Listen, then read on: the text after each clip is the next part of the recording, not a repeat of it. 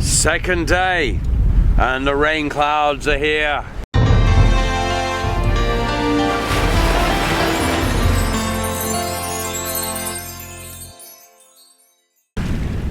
I know they're not exactly hammerheads like you get in the Caribbean, but yeah, there's some nasty squalls underneath that and a bit wet. Managed to cover some of the stuff up before sail through there, take the cushions out and reduce sail. Up ahead looks much brighter, but it's 4 o'clock, so by the time I get there it's going to start getting dark. I got the main foresail, the Genoa there, up. She's rolled halfway in, and I've got the small cutter rig staysail on, and I've got the main with 2 reefs in. Yeah, basically I'm being a little bit cautious just because of these squalls, so they don't catch me out. You wouldn't think that the coast of Africa is just over there. It's bloody cold. I'm being wet through. I thought, oh, we're going to have a nice chillaxing sail. Also, the wind was supposed to be from behind, but it's coming from in that direction off my forward quarter, and it's actually coming from the direction I need to go, so I'm having to sail off course a bit just to make some way, which is a bit annoying. I'm getting sort of pulled in towards the coast where I want to be further out to make the Canaries, but I'll hopefully make it up tomorrow. I think the weather is due to change tomorrow, if I remember. So hopefully the wind will change and I can get back on a decent course. So I'm not complaining, doing good speed.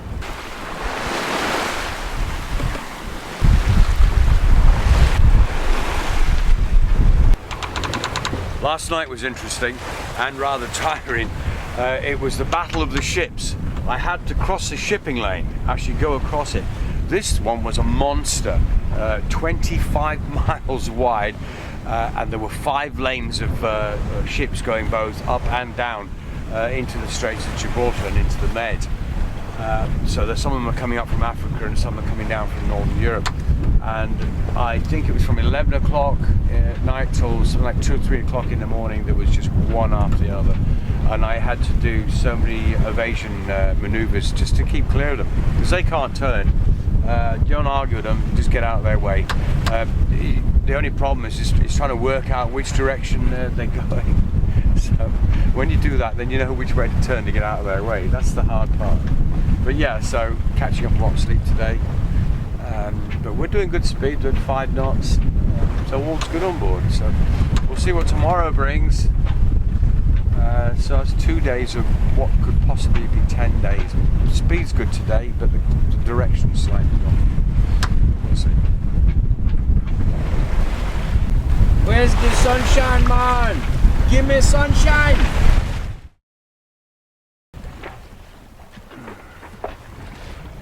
It's now a few hours after I filmed the last scene. I kind of put the camera to bed because we've had a bit of bumpiness and a bit of rain and things, so it's difficult to film. But I have to show you this. It's pretty awesome. It was about those clouds that look like Caribbean hammerheads. Well, there's something up ahead. Yes, it all went a bit crazy with a bit of a flurry of wind and rain. Then this ship sailed out of this enormous cloud, which is just sitting there. You know, look at the state of this thing. It is absolutely massive, and it's just sitting there, and we're sailing into it. God knows what's inside. Hopefully we can squeeze through under that bit there, but it's going to be some rain. I can actually see rain now as we're getting closer. There will be lots of wind in there. There always is with things like this. I've already taken the mainsail down. Yeah, I ripped the cover getting it down. I left it a little bit too late in the last squall we had. Anyway, it's down now. I've got the 2 foresails up, and we're going to sail into this big boy over here. And see if there are any monsters or anything nasty in there. Could be the end of the world, who knows? Well, at least he made it out in one piece, and the good thing is the wind has come up so I can sail again now. We had a nice sunset last night, but this is a bit awesome. And we're very close, and we're going in there.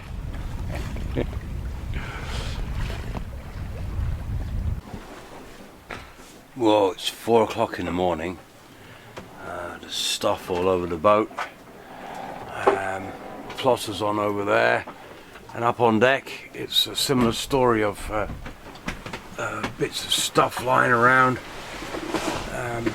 It's pitch black. We're actually in one of those clouds that we were looking at earlier on yesterday, as it is now, because it's 4 o'clock in the morning the following day. Everything's covered up for the rain there. There was a big ass squall, and the wind is still blowing quite a bit. I don't know if you can see, I've just got the two head sails shortened up. No mainsail on, just the head sails. I was having a snooze, and everything, I could hear everything changing. It got really hot on down below, and came up, and the boat was going like a hairy bear. I mean, really shifting, moving like a train. So managed to reef everything in and slow it down. Meanwhile, back under the shelter of the bimini, I found this little bad boy hiding down here. Yes, it's my last Portuguese custard. I craved these until I got back to Portugal. It's the last one. It's 4 o'clock in the morning, I'm cold and tired, I'm going to eat it now.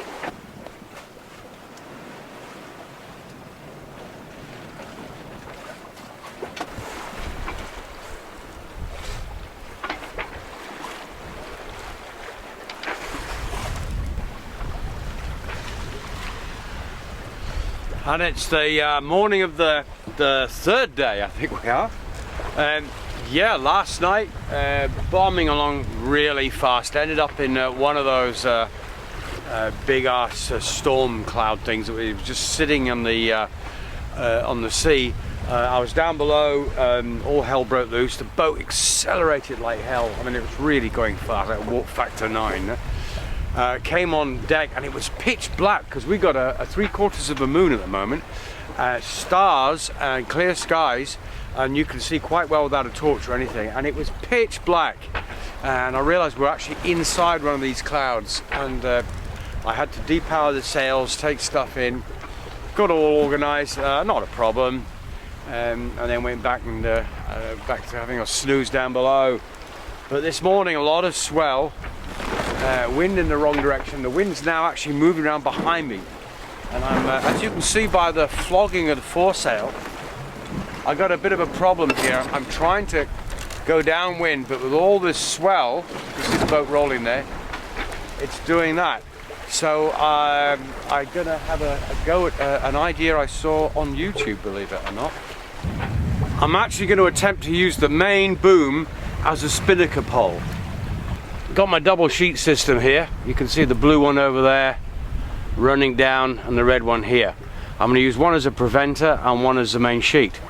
I've also got another extra sheet that I've connected to the sail, and I'm running it through the end of the boom there. I'm going to jib the whole lot out and see what happens. Lots of roping up and lots of swearing, and the job's done. There it is. Do you ever see such a contrivance? I've got the normal sheet there for the Genoa coming down as it would do to the track there and onto the winch. Then I've got a second one that runs up there through. I've just put a shackle arrangement through there, and then it runs behind there and up back to the Genoa there. The boom is acting as a giant spinnaker pole. Then you can see the two sheet system I have, the red and the blue ropes there, that I normally have attached further inboard for the boom, and now attached to the side of the boat, making a triangle, so that boom will not move anywhere, and it's fixed solidly. The idea then is it frees up the other spinnaker pole, which is attached to the rail there. I can take that off, attach it to the mast, have it come out here, and have another sail held out on the other side. I'm not going to do that because, as you can see, there's a heck of a swell running at the moment, and I'm getting some squalls coming through. I'll try that maybe tomorrow if the weather's a bit more settled, because there's a bit of roping up and things I've got to do to get that to work properly. It has been an odd day. I woke up this morning and all the instruments were dead. I'd taken a sleep, because I knew the AIS was on to protect me. Of course, I don't rely 100% on that, but everything around here is big ships and they've all got AIS, automated identification system. And the damn thing had gone off while I was asleep. My batteries, I got a fault or something, those batteries had drained. Everything had turned itself off and I didn't know, and I'm lying in my bunk. So anything could have crept up on me. So, you know, don't rely on technology once again. So I got to get that sorted. So to run the engine this morning, get everything powered up again. This swell has been with me all day and it is just horrible. I'm waiting for the nice weather. We got the coast, Casablanca's just over there somewhere, or anyway, Morocco. Coast of it's just over there. This is not African weather, I can tell you that for sure. This is more like London or some place like that. But there we go. Anyway, so that's stopping the spinnaker fracking about, which it's trying to do now. Anyway, we'll see. The day goes on. I'm going to make myself a bacon sandwich now. I think get some dead pig down me. I'll feel better. I just started fracking. It just started moving there. It just hit me in the bastard side of the head, right in my ear. Yeah, but without that pole, it would have come right across here. I'm getting damage. I'm getting damage from it, from when it does that sort of twat twat, which is doing because the boat's bouncing, and as it goes down or up like that, the wind spills out of the sail, and as the boat drops down again, it feels on the other side of the sail, and it does that. That's the reason for this thing.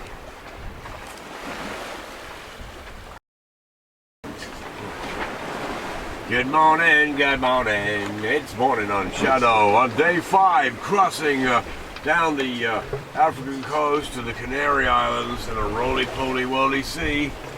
It's very rolling. Oh my goodness me. Anyway, we're having fun.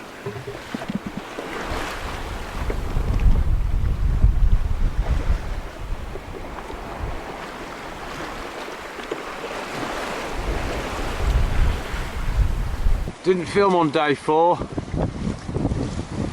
We've had rolling seas like this for 4 days now. I'm just going to cook some hot dogs because I can't cook anything else. It's too roly-poly. Under head sail alone because it keeps backing up on me, and sort of the wind gets behind it and it sort of cracks and makes a big sound and shakes really. Plus the wind's behind us, so it's just fine.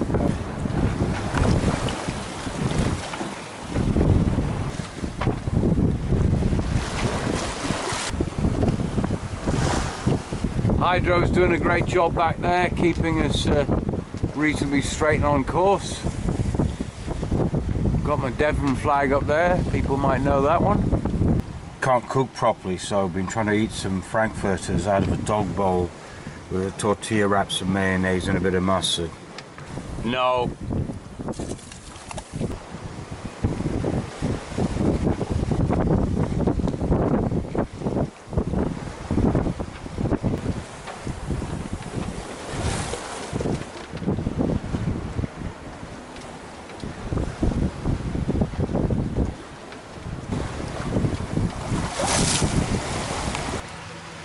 Oh, just got inside. I managed to shorten the sails just in time. Yeah, there's a squall, huge squall. I just noticed it. I look over my shoulder and there's this purple sky and it came in so fast.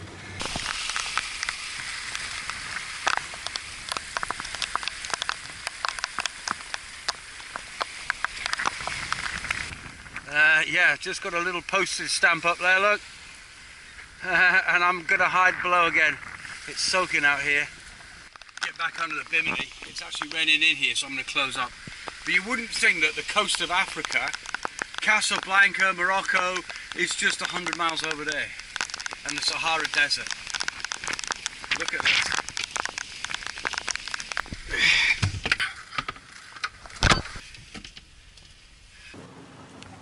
Got to go back outside again. There's some wiring come loose on the back arch there. I've got to sort it before it.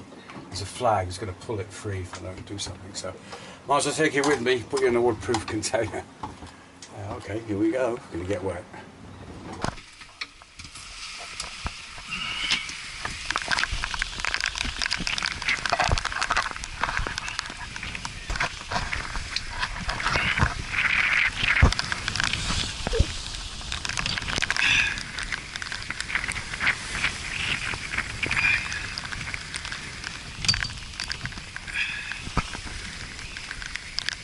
See from up here just what it's like.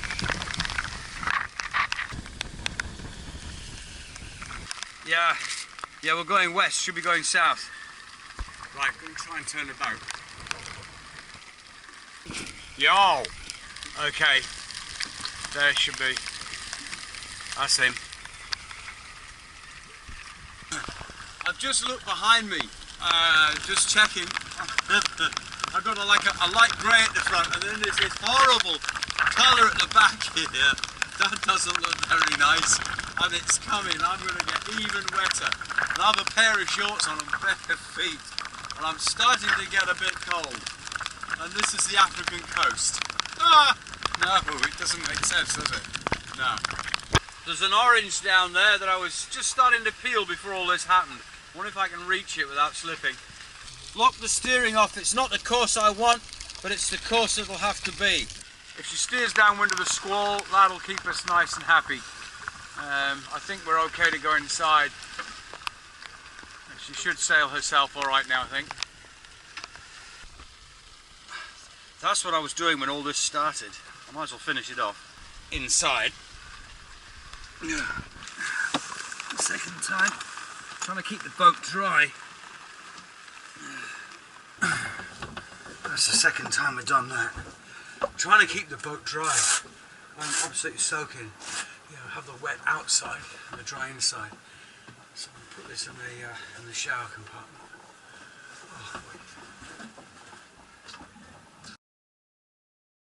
Oh. Woke up to a beautiful morning this morning, and then saw some massive lightning strikes coming out of this beast over here. I'm trying to hold the camera still. It's very choppy again. I had a good night last night, but that's a big ass cloud stroke thunder lightning stroke storm system sitting on the water just over there. And I don't know if we're lucky to see anything now, but it's getting close to me quite quickly. I'm trying to look at my options to going around it, but I think I'm kind of stuck. So we'll see. I mean, it goes up, up, up, up, up, up, up, up. And we've got a ray of light over here. So I'm keeping my eye on that. I'm going to run down and disconnect all the aerials if it gets any worse. But every so often there's some massive amount of lightning up there. In fact, I think I'm going to disconnect the aerials now because I don't want some millions of zigawatts going through that, do I?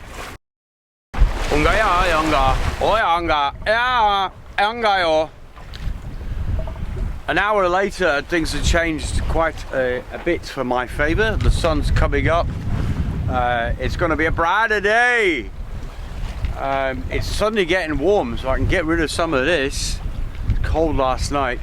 The storm's moving. What's happened is the wind has changed direction. Even yesterday, for an hour, I ended up sailing the wrong way. The boat turned. I didn't notice it because the wind had changed direction, and then it changed again. That was fine. And then we've got a wind blowing now from the. It's coming from the northeast. It's blowing from the northeast. So it's still good. It's still getting us down. It's because it's slightly off to one side. Hopefully, it'll be a bit better for me when it's directly from the back, directly from the stern. It's a bit wishy-washy. It's and in this sloppy sea, everything flops about and it's a bit yuck, and you don't get much speed out of it. So I'm going to. I've got a small piece of sail up behind me. I've had that up all last night. I made it small before I sort of closed down for the night, and I'm glad I did because it was blowing a lot this morning. And the storm. storm indeed, if that's what it was, or just a lot of cloud, a lot of wind, but certainly a lot of lightning this morning. It's still ahead of us, but it's moving away to the side. You can see the edge of it there. It was over here, taking up all this space, and the wind is going in this sort of direction at the moment. So it's blowing past me down there, which is brilliant. So by the time I get up there, he will be down there somewhere. It's that sort of shape and colour. You know that inside there, if not high winds, at least it's miserable with rain, and there was a lot of lightning early this morning. So hopefully we can forget him now and sail into bright lit uplands and on into Tenerife, which I think is, I haven't even turned the plotter on yet this morning. Oh, and that's the other thing that's happening.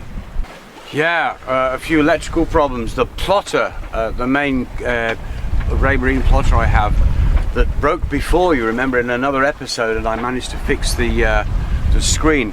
For some reason, it's gone into like a deep, weird software cycle, and it just keeps turning itself on and off, on and off. And I don't know how to. It would have been great maybe if lightning had struck its mast. It might have shocked it back to life. So I've got to try and work out what to do with that.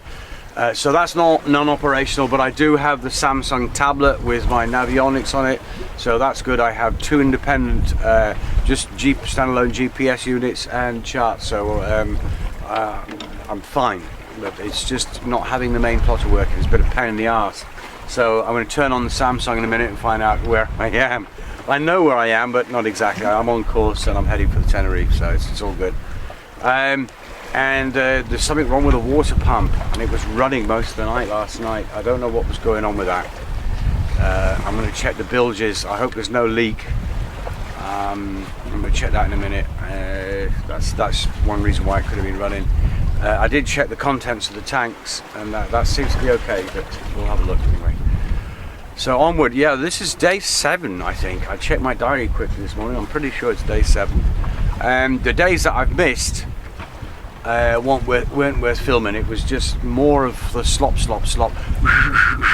Rain, squall. So we left that bit out because that's a bit boring. So only the good bits, you see. I'm not moaning and complaining this series. This is actually going to turn into a really, really nice day. Beautiful sun coming up behind me there. Oh, it's just behind the panel. That's going to be really nice. Hopefully that's getting some ampage in there. Then I can turn the fridge back on because that's getting warm in there, and maybe stock the fridge up with beers. So as we have a tradition here on this boat, after a long passage, as soon as the dock lines are tied, out of the fridge, a nice cold one. Yeah, baby! Onward. I hope that storm is moving out of my way. It's still not moving out of my way fast enough for my liking. Move, you bastard! I've had enough frights on this trip. Here's Tenerife, Santa Cruz where I'm going, Canary Islands. That's my course coming down at the moment. You can see it's wandering all over the place because it's rough. I've got 155 miles to go before I get to Tenerife. But a bit of history. Most of you younger guys won't remember, or even maybe not know, that in the old days before air travel was common, people used to travel by ship, by steam packet they used to call it, or coasters, ocean liners, various ships of all sizes. Back in the 1960s, my father was an engineer, and there is a point to this story, a mining engineer, and he worked in Africa, and that's where I was born. In 1966 we left Sierra Leone in West Africa, which is actually over there, on a ship run by a company called the Elder Dempster Line, and the ship was called the Accra, and it used to be one of several ships that used to run up and down the coast of West Africa, taking employees, expatriates, to their jobs and back to their home countries of in Northern Europe, mostly in Britain, and to Liverpool. That's where we were going. But the ship stopped at the Canary Islands, in particular Las Palmas, which is just next to Tenerife where I'm going. And I've just been doing the charts now, and the ship would have left, and there's some rocks that you have to avoid over there. And Liverpool is pretty much in a straight line between where I am now, Tenerife and Las Palmas. So the ship would have had to have passed through this particular piece of sea that I'm in now. And I was on that ship 50 years ago, almost to the month. So yeah, I was here on the SS Accra 50 years ago, almost to the day. I just thought I'd share that with you, a bit interesting. It tells you how old I am, isn't it? Yes, I've been around a long time. So yeah, my God, the place hasn't changed much. Except I was a bit higher up then. I was littler, but I was on a big ship.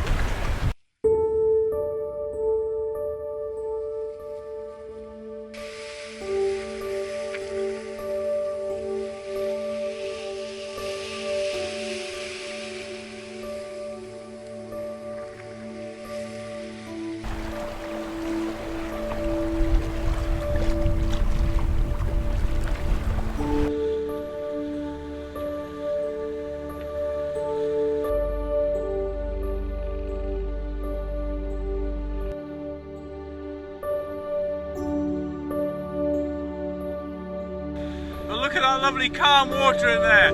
Paradise. I can smell the pizzas and the beers from here.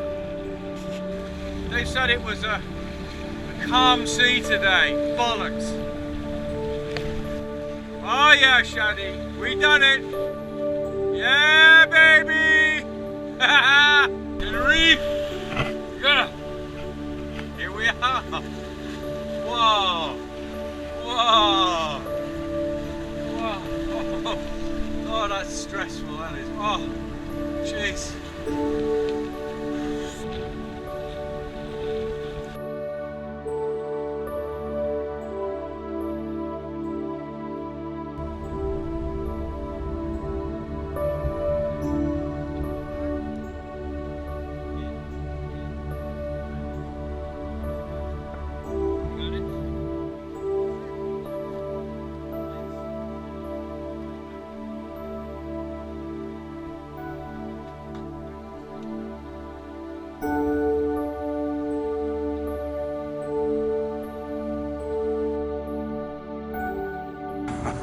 Watch out, ladies.